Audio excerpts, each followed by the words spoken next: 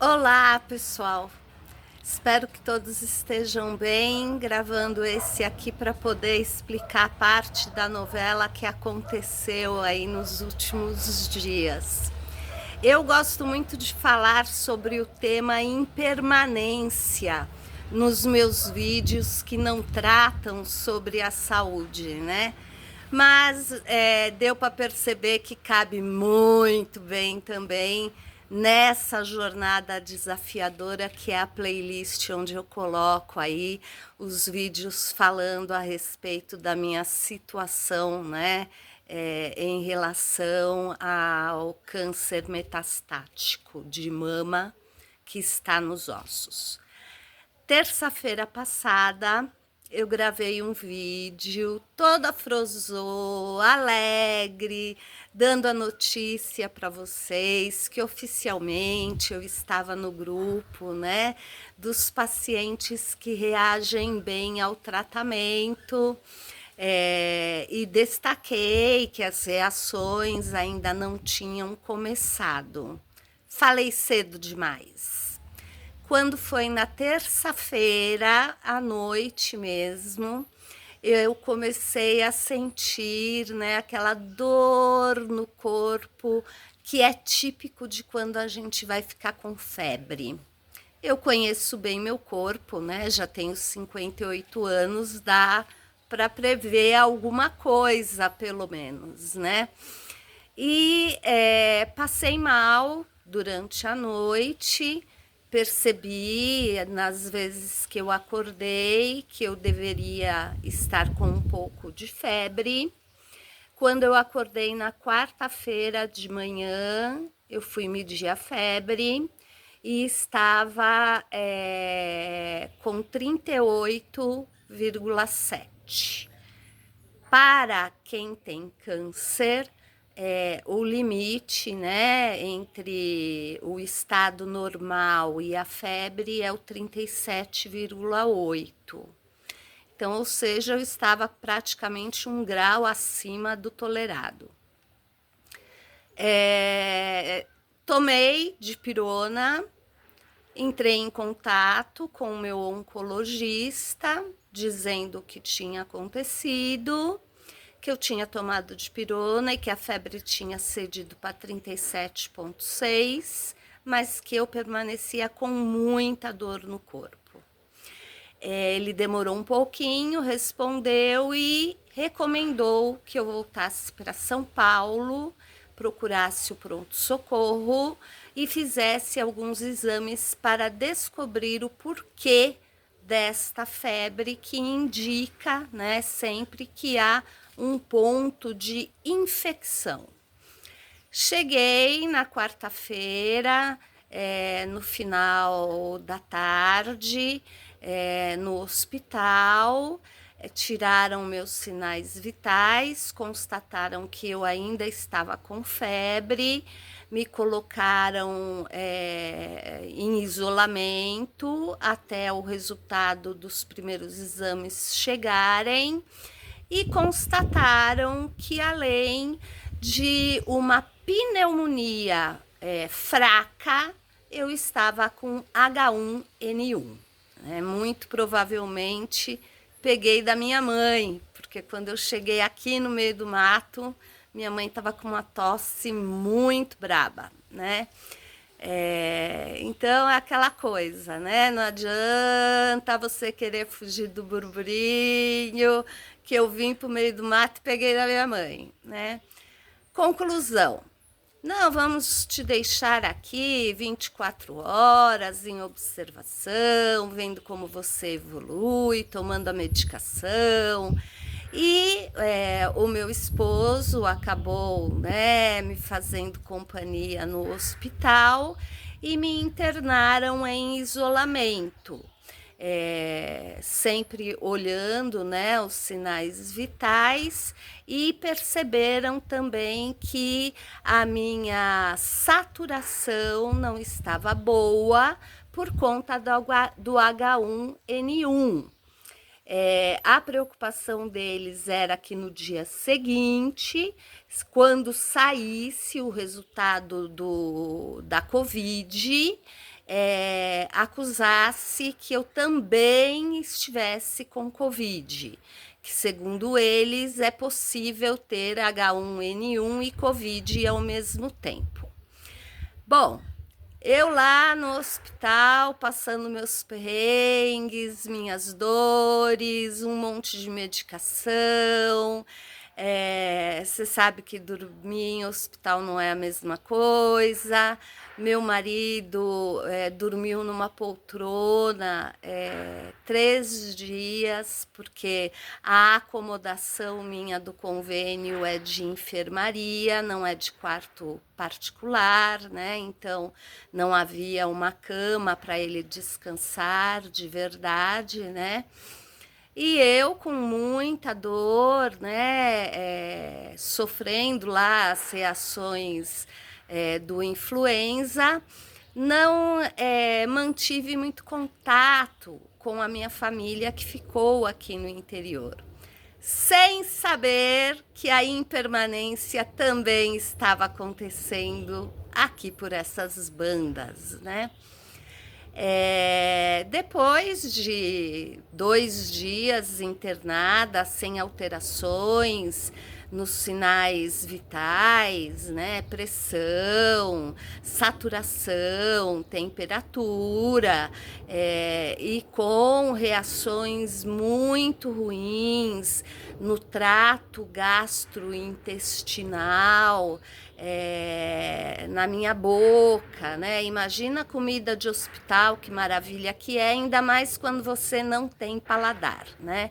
Então, literalmente, eu sentia que eu estava passando fome no hospital, porque eu não conseguia comer o que eles me davam. E não tinha, né, acesso aos alimentos que eu normalmente tenho quando eu estou em casa, né? Você não está afim de comer uma determinada coisa porque não está caindo bem, você come outra, né? Mesmo porque eu costumo, nesse período, né, ter problema de digestão também. Então, sem saber o que estava ocorrendo por aqui, comecei com a insistência de que, olha, me manda embora para casa, porque aqui não dá para ficar, né? Aí, com muito custo, eu consegui, depois de 3 dias de internada, consegui alta, com uma série de promessas para o oncologista que estava de plantão. E aí estamos vindo aqui para o meio do mato, né? E meu marido, a 500 metros da chegada, resolve me contar que o Billy, o meu cachorrinho malhadinho, tinha sofrido um ataque de um dos cachorros grandes da minha mãe e tinha perdido um olho. Acontece que meu marido é muito cheio da graça, né? E eu fiquei olhando para a cara dele, pensando, ele tá falando sério comigo, né? Ou ele tá querendo me botar algum tipo de medo, porque nós estamos chegando para brincar comigo, né? E eu vi que ele tava falando sério. Bom, até chegar aqui no portão, né, da chácara, eu acho que passou um ano, né, e várias coisas na minha cabeça. A única coisa que eu perguntava é se ele estava vivo, né. Aí, quando eu cheguei, minha mãe estava muito chorosa, porque por mais que ela não tenha culpa no acontecido, ela se sentia culpada, né. E eu perguntei o que havia acontecido, ela me explicou e confirmou que o Billy de verdade perdeu o olhinho esquerdo, né? Tinha perdido o olho.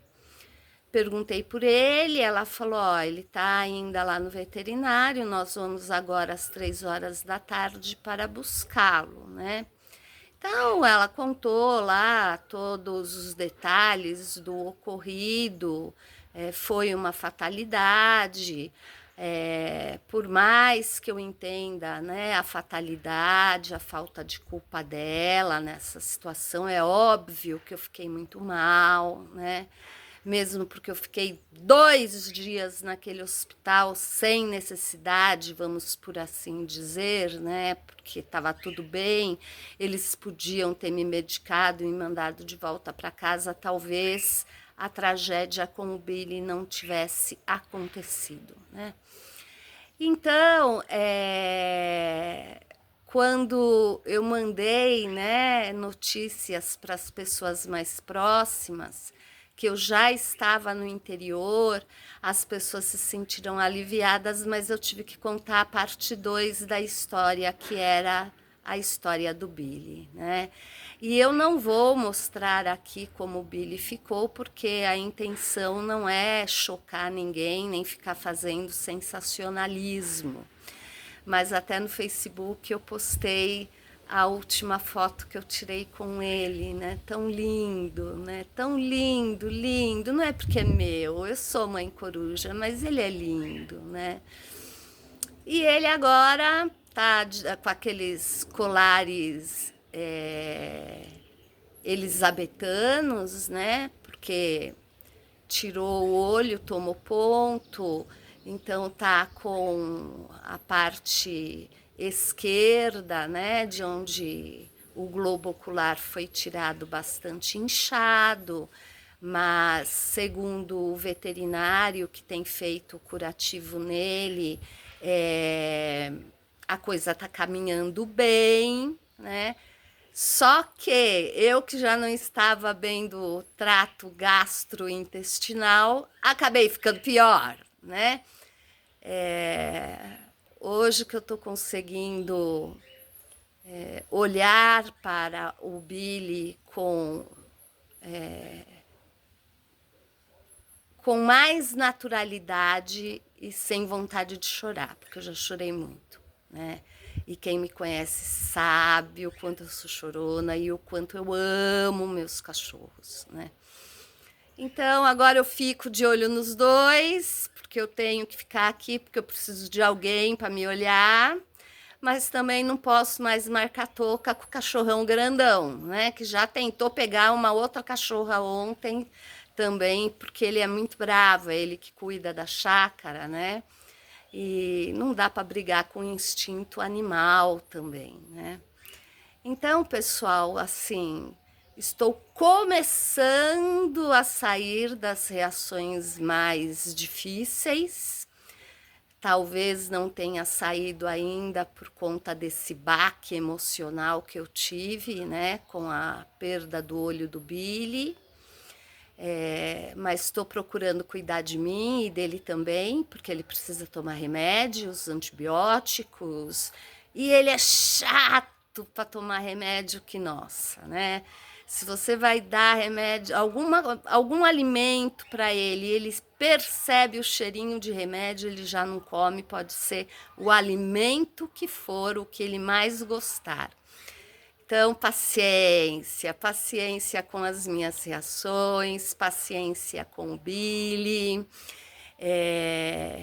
E agora, na segunda-feira, né, da próxima semana, a gente vai tirar os pontos do olhinho do Billy. Acredito que ele já estará bem menos inchado, então uma aparência mais simétrica, né? Menos assustadora. E assim que não for chocante para todos, né? Eu mostro como ficou o meu Billy, né? Meu bebezinho. Então, esse vídeo era aí para falar um pouquinho sobre como essa doença, né, ela deixa a imunidade da gente a desejar e como as coisas podem mudar de uma hora para outra e até, né, poderia mudar para algo mais grave. Graças a Deus não deu Covid, foi só o influenza, mas tive que tomar antiviral, tive que receber oxigênio pela narina no primeiro dia. Não dá para pestanejar, não. Nem com a saúde, nem com os bebês da gente. Então, Então peço aí, além de boas vibrações, para mim, para o meu bebê Billy também. Ele quase não percebe, né, o que aconteceu. Quem sofre mais é a gente que é ser humano e acaba se apegando em detalhes, enquanto os animais tiram de letra os obstáculos que lhes aparecem, né? Um grande beijo a todos e até a próxima. Tchau!